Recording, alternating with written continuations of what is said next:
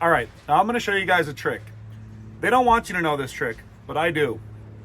You can replace the camshafts on LS engines without pulling the heads off, which in my opinion is a lot less work, and then you don't have to replace costly things like head gaskets and torque to yield head bolts and stuff like that.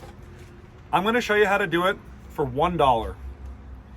You go to Lowe's, pick up a 5/16 by 4 foot long wooden dowel, cut it in half, and then once you got the rockers and push rods removed from the engine, all you got to do is spin the camshaft by hand a few times, and that'll push the lifters up into the lifter trays. Then take your rods. I like to lather them in grease so that they don't accidentally get stuck in there and then snap off. This is how I did my Trans Am cam, if any of you guys watched the video. Okay, then take the rods and you slide them in.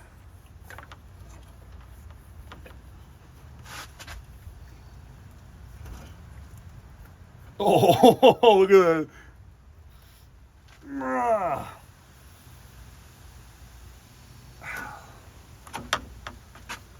Now, what I like to do is take 3 of the water pump bolts, because they're the longest ones, thread them into the camshaft. And this will give you a lot more leverage so that you don't destroy all your cam bearings when you pull the cam out.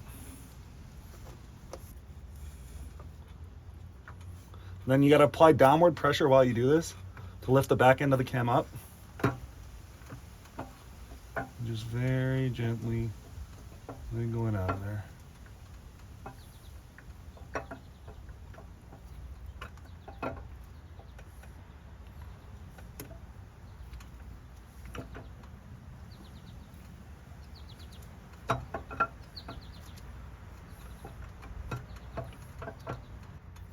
Look at that. Chalky milk. And just like that, the camshaft is out.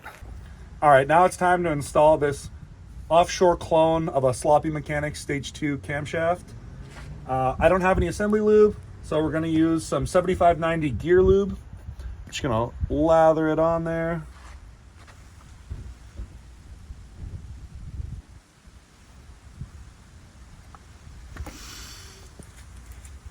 I'm not even gonna look at the cam bearings. You probably couldn't even see what they look like anyways with all that chocolate milk in the engine. Okay.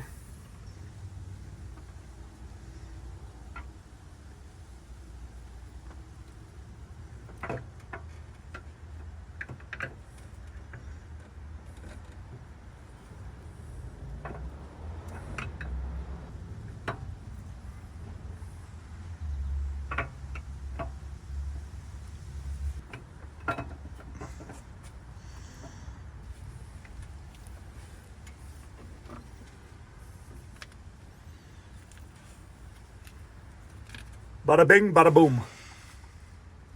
All right, so here's how you replace The valve springs with the heads and intake still on the engine.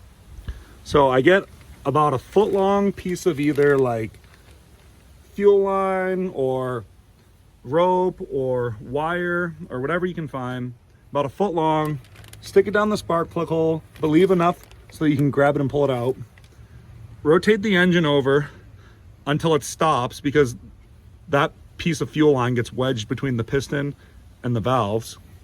Then you put one of these valve spring compressors on there, and I always put like plastic or newspaper or something like that around there, so when the keepers do come out, in case they fall, they don't fall down the engine. Then you tighten up that.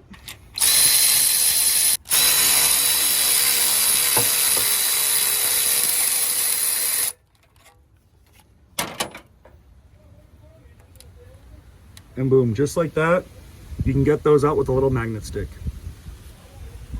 Then you just pull the puller off, put the new valve springs in, and then you just do it all in reverse.